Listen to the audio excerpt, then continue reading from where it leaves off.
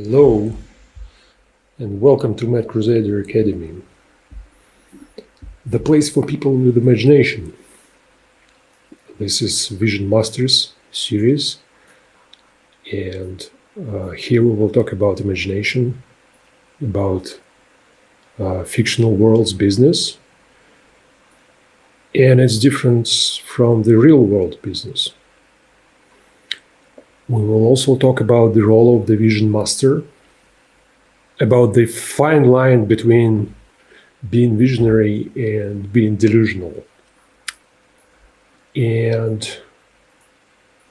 we will talk about the context, especially today. This is our first session. We'll talk about the context,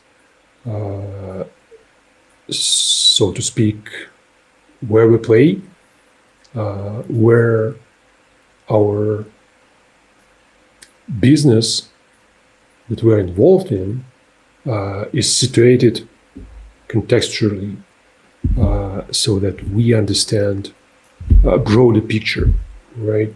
That's important. I mean, like, we all used to expect tools and, playbook kind of approach, like do this and that and that.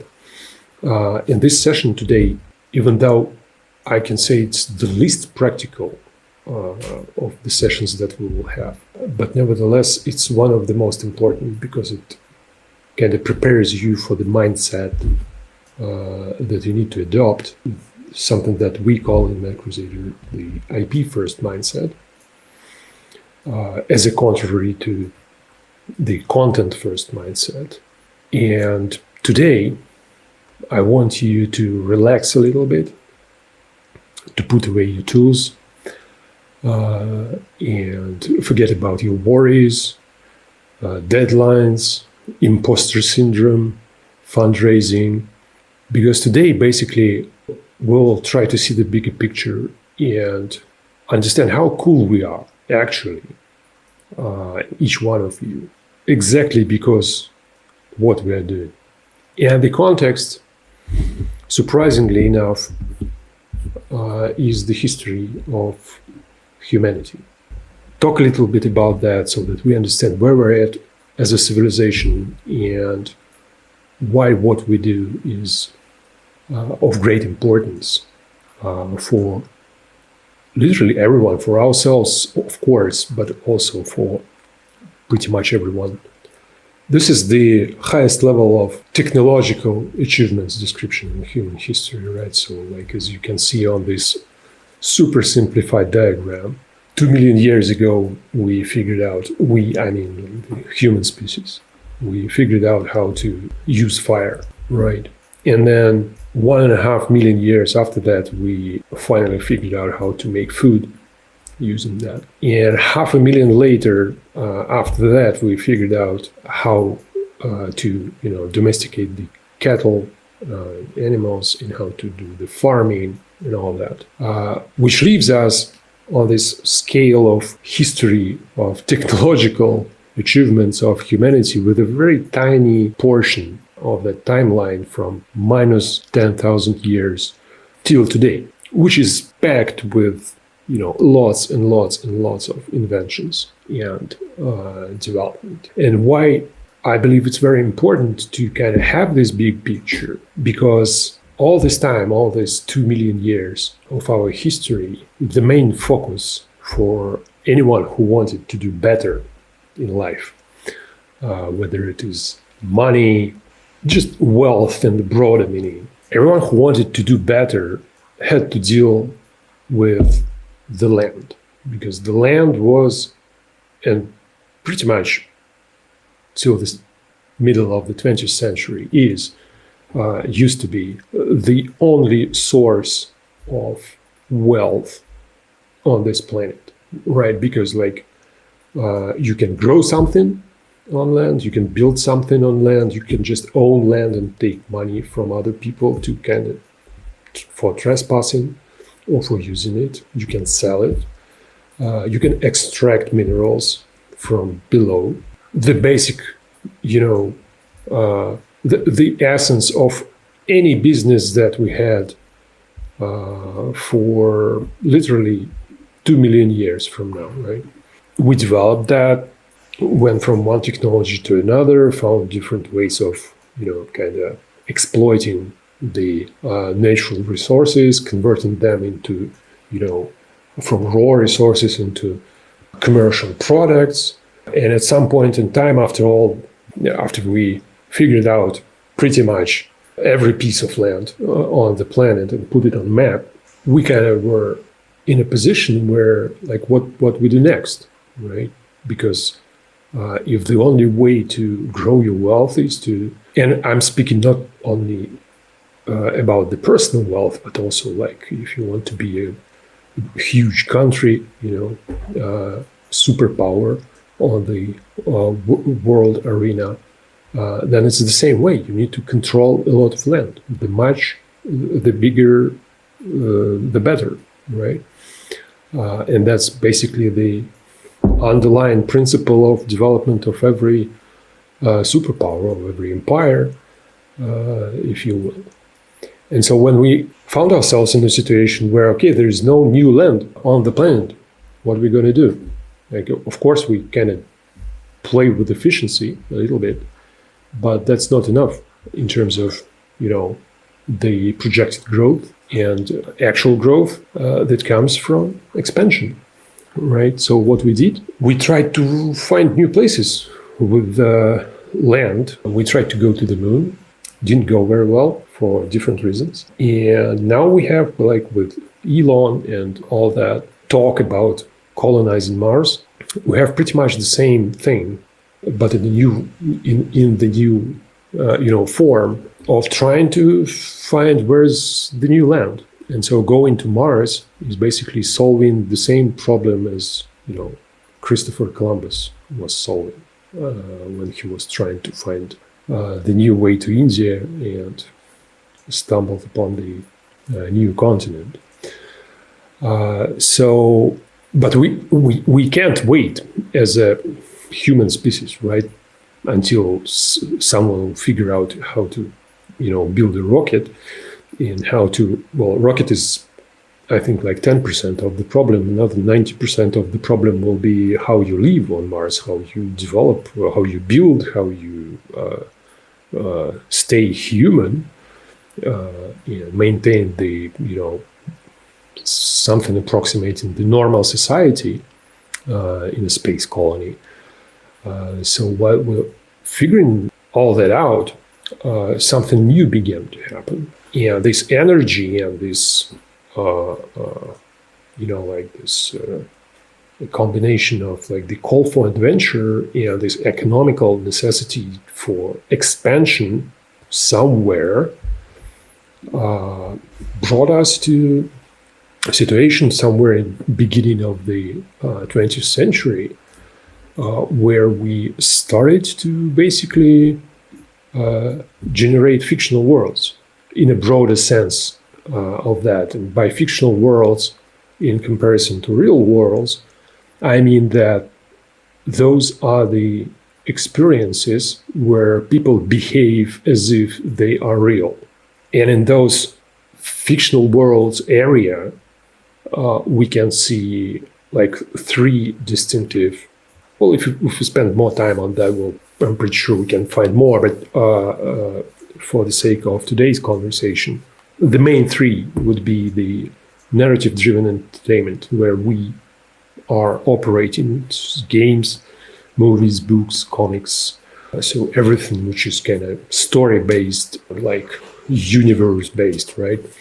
Then we have technology and software, which is a fictional world of itself. And we have financial markets and investment, which is also a separate kind of thing with its own belief systems and its own reality, which somewhat connected to the real world as each one of those three, but it's very, very, very special. And the difference between the real worlds and fictional worlds as a social and economic phenomenon is that in the real world business, you take everything from land, as we already discussed, right? So you own a piece of land, or you take something from the piece of land or from beneath.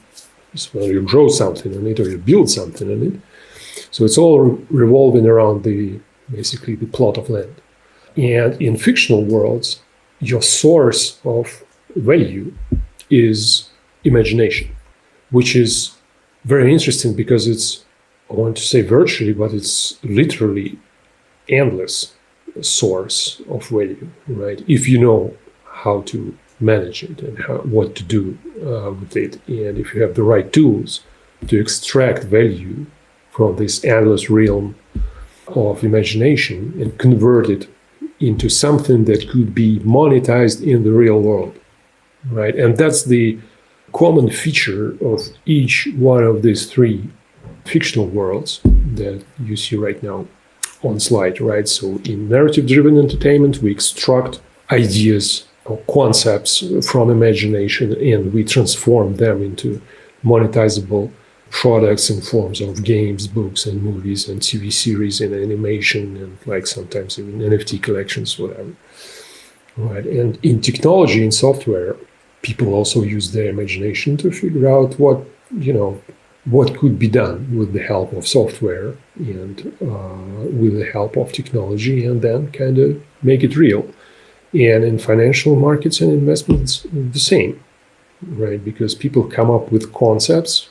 Wouldn't it be great, to put together a bunch of debt obligations and turn them into the security, right? And then have a nice world economic crisis because of that, and then solve that one and move on. So the core feature of the fictional world business, I would say, right, is that the source of value is imagination, as opposed to literally plot of land as a source of value for the real world business. And here's one more, a way of looking at it, like the distribution of super well-known individuals and companies, like there is no particular reason for having these specific people here or these brands, but it is just a illustration to convey the idea that these two different sectors, right, or categories of real world's business and fictional world's business, they really exist, and real companies with real, like publicly known people are making decisions on investment decisions and building their strategies, taking in consideration, this landscape, right? So like people like Elon Musk and Jeff Bezos,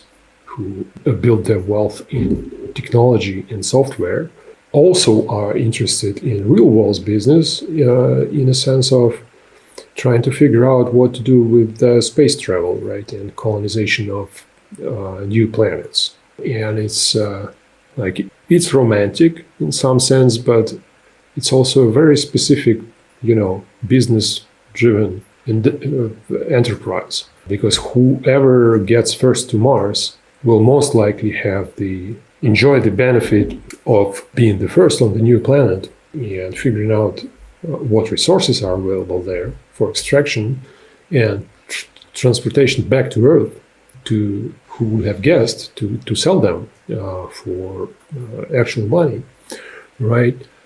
And on the other hand, there are huge companies with enormous success and valuation and revenues dealing in our area, which is narrative-driven entertainment. Companies like Disney and Netflix and all the media corporations that are game companies and all that, publishers, platforms, distribution platforms. I mean, like game distribution platforms or entertainment distribution platforms like Sony, Microsoft, like the gaming part of the Microsoft. So yeah, that's how it looks like in terms of where we are as a business, right? And why it's important, because I believe it's important to understand as well that every one of us, whether we're a game designer or head of studio or showrunner, franchise director, producer, whatever, we're doing pretty much the same job as Christopher Columbus did for humanity, right? Because in a situation where colonization of new planets is impossible still, right, not feasible, we are expanding the humanity's outreach to this absolutely strange place, which is called imagination, that no one knows what to do with other than to, do a coin toss and hope that someone creative will figure out something. Imagination as a source of value, potential value, is limitless, and it's way bigger than any, Mars colonization or things like that. It's literally the chaos as a source of opportunity, right? Every one of us who works with imagination is doing this for our own good, of course, but also knowingly or unknowingly solving this problem of so necessary expansion for humanity that is kind of stuck on this planet for, let's say, last 70 years, because last 70 years is the time where everyone was like kind of thinking that, in 10 years we'll be already, traveling to different planets, to different stars. But something happened, and that's not the case. So the only option we have right now, so that the economy grows and everyone is, having whatever they want to have, the only viable option is imagination as a source of value. And business of fictional worlds business is something that kind of transforms it into actual profession, right? An actual like socio-economic complex with different industries working on it. So I thought that it would be very nice to and helpful and kind of also just good to know that that we're doing something very important on the civilization scale. Now, speaking of the essence of the business of fictional worlds, I want also to show you one abstract model so that you understand that and see clearly that there are real differences between real world's business and fictional world's business, and maybe notice some things that you already witnessed and see them in a little bit different light, right? So if you look at, if you ask two questions, like what the money is paid for in this or that type of business, and what's the most critically important asset of the business, if you look at real world business, you'll see that the money is paid for, obviously, for valuable items, right? Basically, the stock keeping units, as they say in retail.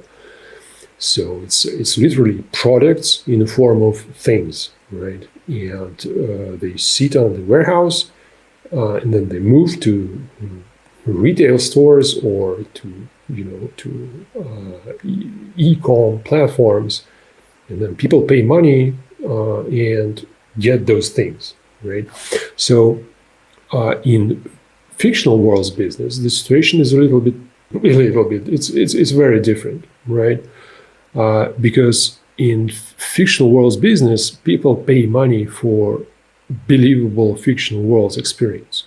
Obviously, we purchase something that looks like a product, but the value is not in the disk or in the digital file that we purchase. The value, what money is actually being paid for, is the experience in the alternative universe, so to speak, right?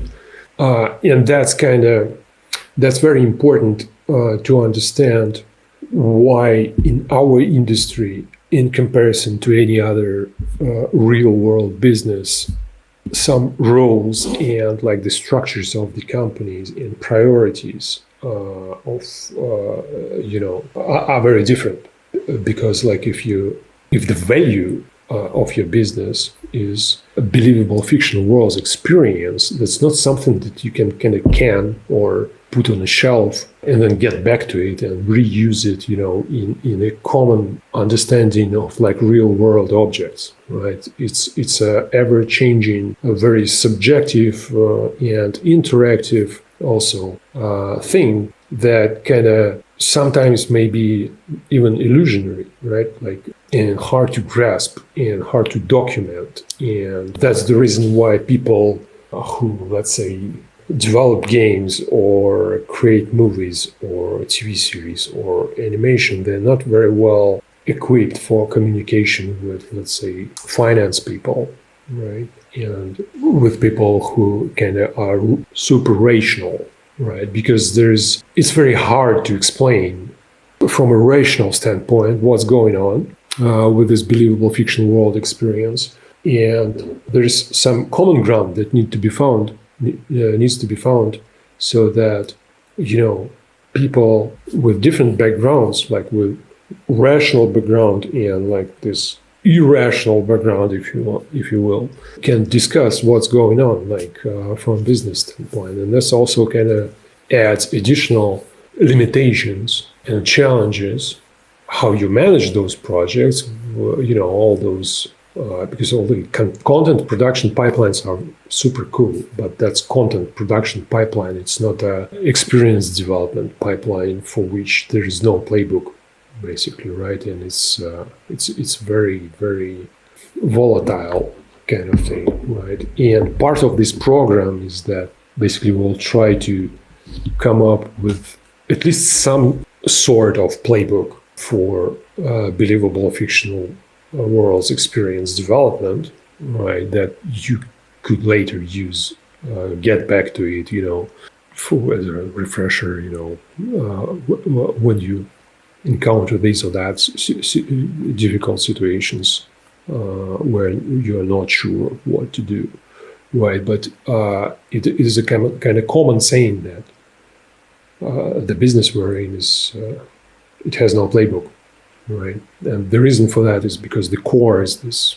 The value is in the experience, which is highly subjective for every customer, every player, or and in games it's even more complicated because it's also interactive, and every player kind of creates their own experience with the tools that we give them, right? So the complexity multiplies. And then if you think of or ask yourself, like, what's the most critical asset? Like, it's the second question. Like, what is critical to own to still be okay, even in not obvious situations, right? In terms of like financial crisis, economical crisis, just bad luck, strange market, things of that nature. For real world business, that would be rights for pretty much plot of land, right? Because like imagine that you are the owner of the oil company and it worked for you. I mean, like, maybe you inherited it, right, from your parents or relatives.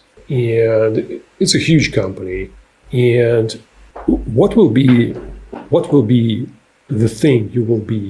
the one thing that you will worry about if you are the owner of the oil company? I bet that it will be some sort of certificate that proves that you own the plot of land with actual or potential source of crude oil, right? Because if that's the case, then it doesn't matter. Like good market, bad market, high prices for oil, low prices for oil, you don't care. You will have the whole team to figure that out. But as an owner, the only thing which is important for you, if you are the owner of the oil company, is that do you still own the rights for the plot of land which has oil beneath it, right? Because If everything goes bad, that's, I mean, like, okay, that's bad, but it's operationally bad. Because when the market gets back, the prices go up, you still have it, and on the long run, midterm and long term, you still have the source of business, right? And you can leave it to your kids, to your grandkids, and so on. So that's kind of the core, the essential asset of real world business is in this or that manner tied to the plot of land. And if you think about the fictional world's business, the essential asset, like the most critical thing, it's not a flash drive with pixels. It's not even the IP rights, because they are super important, and we'll talk about it a lot. But the most important asset, given the nature of the business, right? Yeah, because it's basically the business of extracting value from the unknown, from imagination. So the most valuable asset that you might have is people who are capable of doing exactly that, extracting value from imagination. And that's the reason why you would see, especially in our, let's say, industry, such attention to, in our industry and in fictional worlds, businesses in general, like technology and software as well, such attention to, let's say, these employees and the culture and things of that nature, because like it's super hard to to play without a playbook, and people in fictional worlds business turn from tools, which they are in real world business, because like in real world business, people are the basically tools that do what they're told, right? Taking things from here, bringing them there, or taking this stuff and kind of giving it a different form or whatever, right? And in fictional worlds business, people, not all of them, because we all also have like operations and accounting and all that, but people responsible for kind of value extraction, right? They're the key asset, because like if you are capable, it doesn't matter if you are indie studio, if you're a big company, if you are capable of keeping people who can extract value from imagination and transform it into monetizable products, it doesn't matter what happens with your company. You will spin it up again in a year or two, right? If you have those people around, because that's the way it works in fictional worlds business. And that's why you have this attention to like, the culture and how people feel and how many coffee points you have in your office, and the HR department trying to figure out how to keep everyone engaged and happy, whatever that means. So the reason for that, because basically without people capable of extracting this value from imagination, nothing will work, period, right? And that kind of affects the the structures, organizational structures, and just the approaches and practices that are used in companies involved in a fictional world business, right? So we now have this situation where like the development of the human civilization got to the point where there is no new land, and land being the number one source of number one, and there is no number two source of economical growth. One of the workarounds that humanity figured out was engaging in this fictional worlds business, right? To use imagination as a source of value. Now we have certain, areas in this fictional world's business, and one of them is us, the narrative-driven entertainment. We have games industry, movies, and books and comics. And now we also understood that the critical asset for fictional world business is a person or individual capable of extracting value and transforming it from imagination and transforming it from to the monetizable product, right?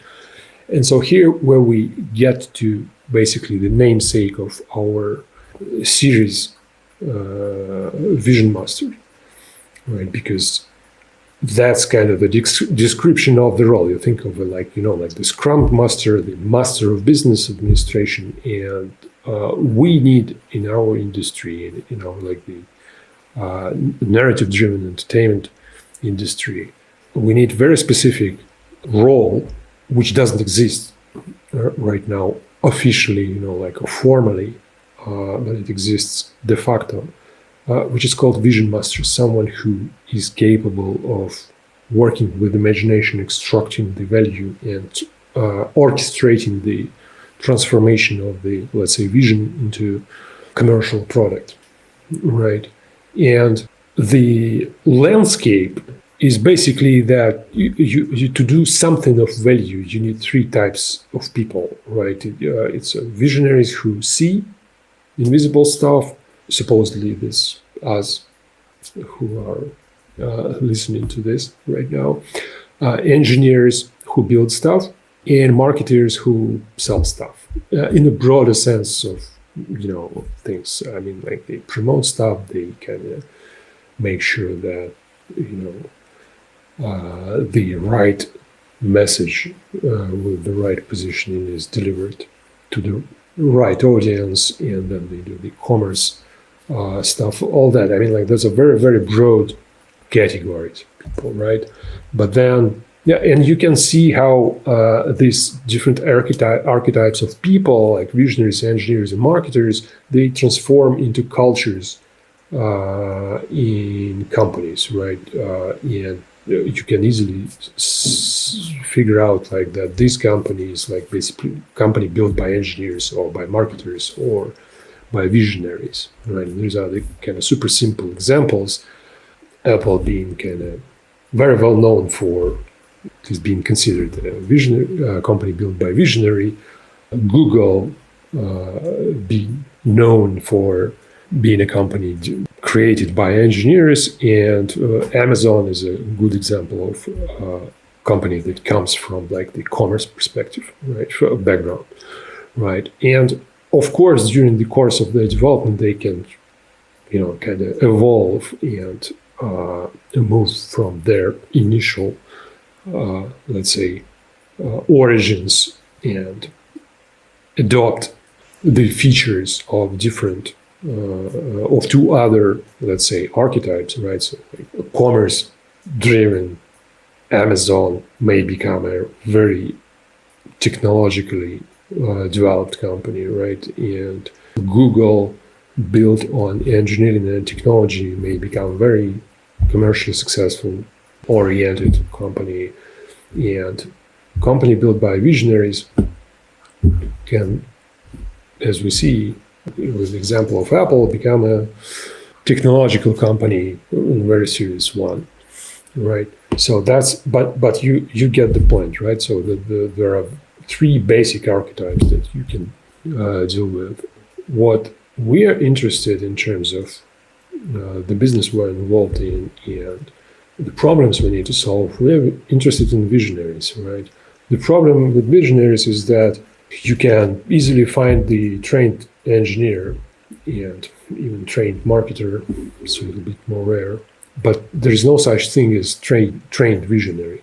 Right? There is no colleges or universities for that. And so what we're trying to do here is basically to solve that problem, right? So that to put together information and knowledge, and for those who will be involved in the World Builders program, some practical assignments and work on real projects to close this gap and solve this problem of absence of trained visionaries, because everyone needs them. And to this point, it's considered to be kind of a question of luck, right, or chance, that you either have someone creative or not. And obviously, you can't train person to be creative, but you can train the creative person to be consistent and to understand the tools and systems that kind of improve the chances of success for whatever they're trying to extract from imagination and convert into the commercial products, right? High level map of competence, or like high level description of the role of a vision master looks like this. So vision master as a role is an individual capable of transforming ideas into new IPs. We'll talk about new IPs later sessions, and IPs in general, which are the commercial entertainment products with cross-media franchise potential, and this cross-media franchise potential becomes more and more and more important in the AI era, because the speed of content development and relevance of this or that media type is becoming insane, right? Because like on a midterm and long-term level of planning, it becomes almost impossible to kind of figure out which type of content is a good thing to invest, let's say, for the next 10 years. No one can say. Is it streaming video, PC games, or mobile games, or webtoons, or printed books, or no one can tell. The pace of technology development is such that I think we're entering the phase where new types of content consumption and distribution will appear like 2 times a year or so, right? And it will happen really, really fast right now. So strategically, for people who kind of will be your investors, or for you if you're building something that, if you want it to last long, right? To build another sort of Disney or Blizzard, you need to be focusing on IP in order to be able to pivot into different media types, rather than investing everything in the production pipelines of very specific content types, and then after the trends change, figure out what should you do next, because you invested everything in production of this specific type of content. Now everyone is interested in the other thing, right?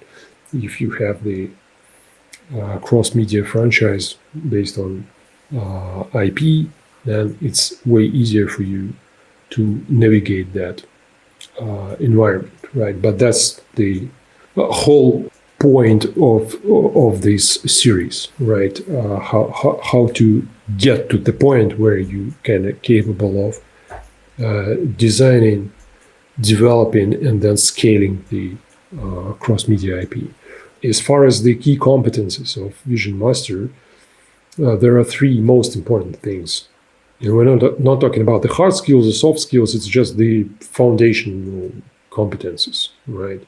That are absolutely required to be successful in the role. Number 1 is clearly communicate your visions so that others could see them too. Because the problem is that if you see something that no one sees, it's like kind of your problem, right? And if you want to do something about it, like people who don't see what you see can't help you, right?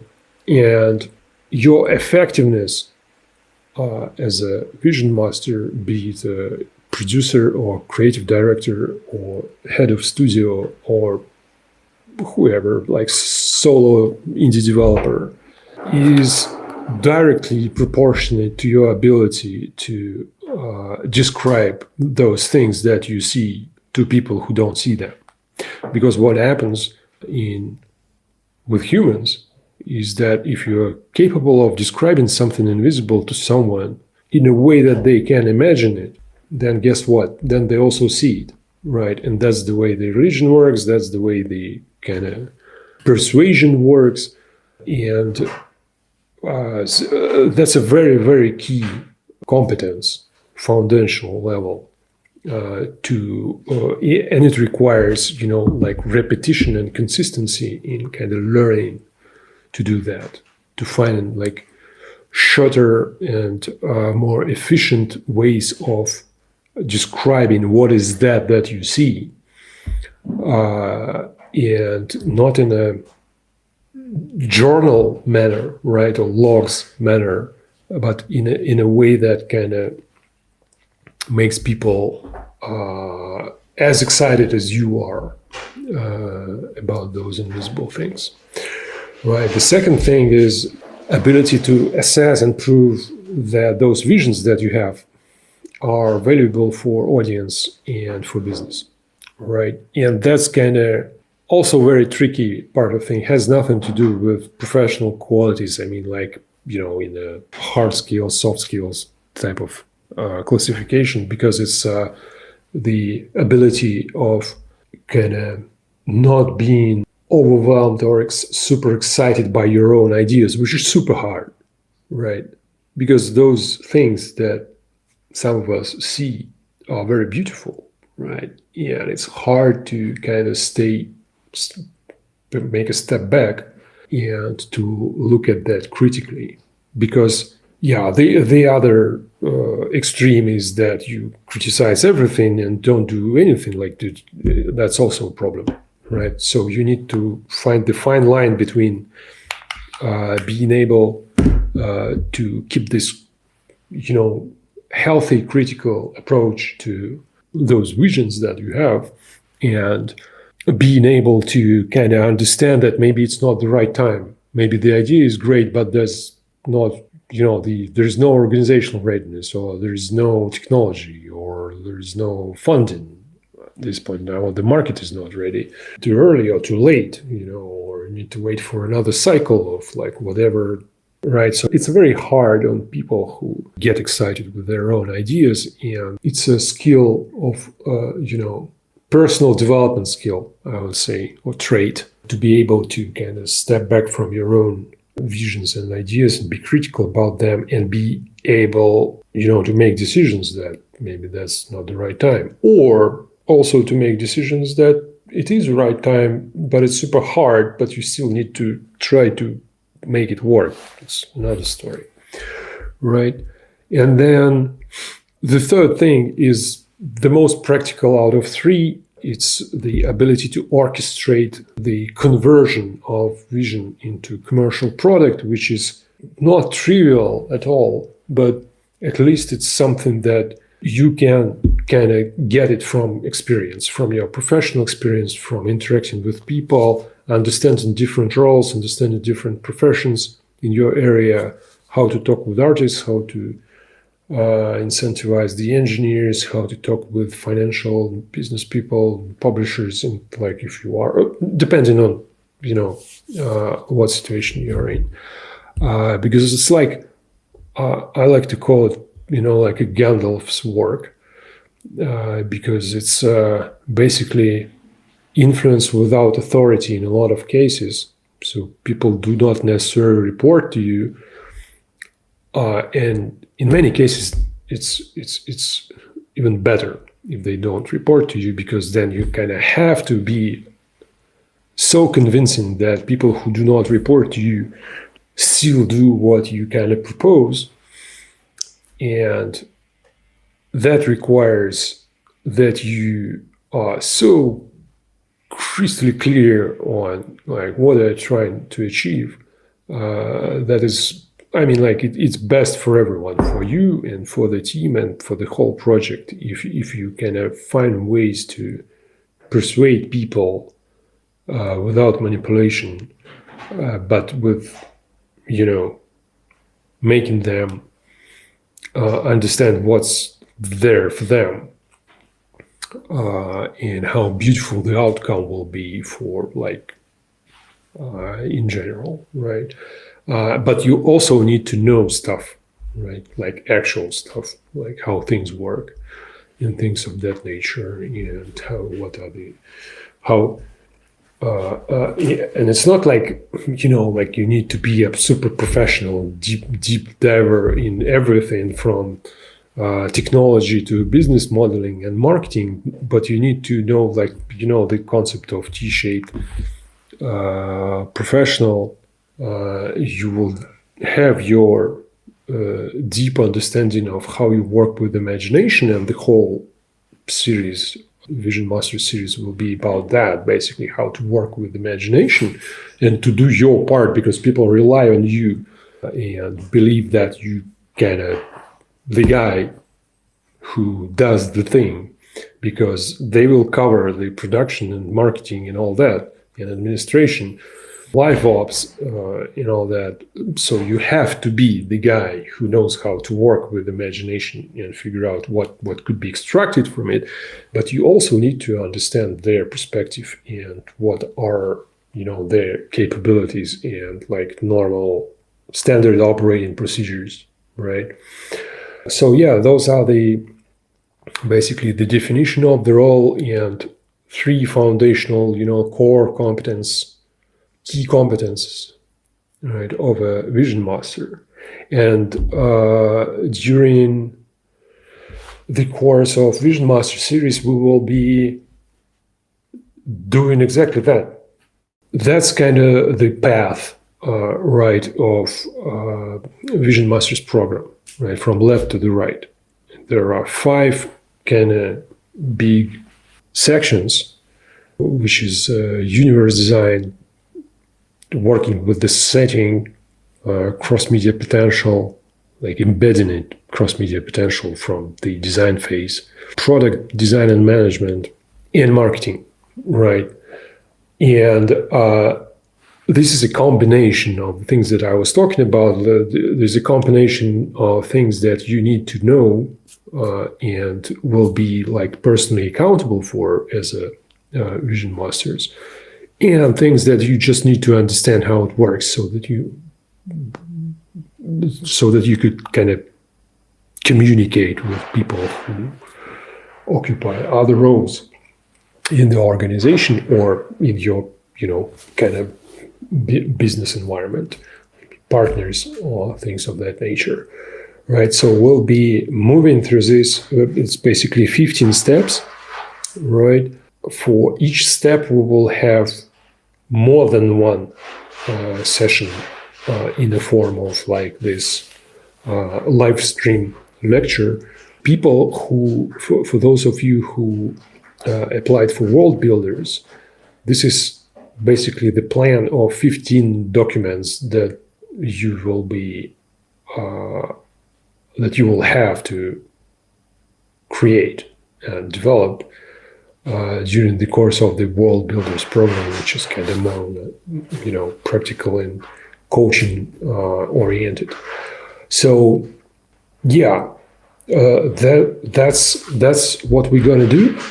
Thanks for listening live, and I'll be sharing this, the recording of this, the recording will be here on the YouTube channel, but also for those of you who are in our chat, so I'll be sharing it there.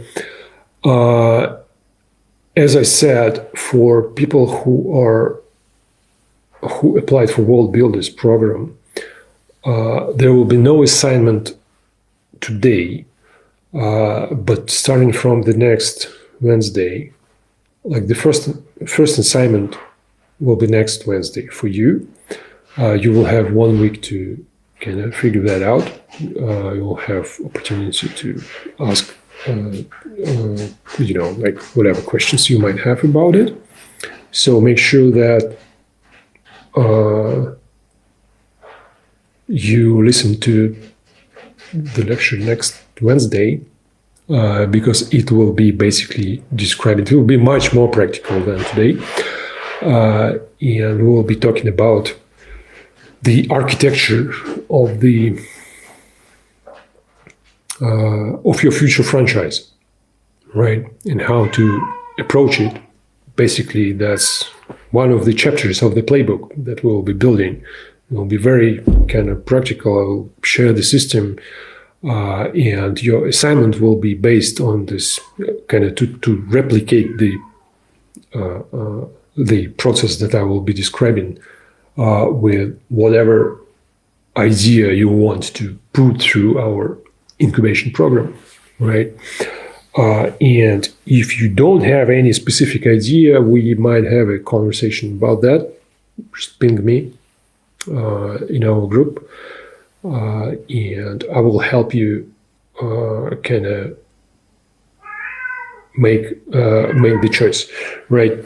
And figure out which idea is, because there's a lot of people, based on also the previous experience, a lot of people have like several ideas. They don't know which one to choose, or they just have a very broad, kind of attraction towards specific genre or setting. Like, for example, I want to do something in cyberpunk, or I want to do something in dark fantasy or like sci-fi, but don't know exactly what. So that's okay. We'll figure that out. If you're in this situation, let me know. And if you know exactly what you want to do, expect that your perspective will be calibrated, let's say, right? Because after we kind of go through the process, you will see that the initial idea that you had kind of scaled. And again, based on previous experience with the previous batch of incubation program, you will love it even more.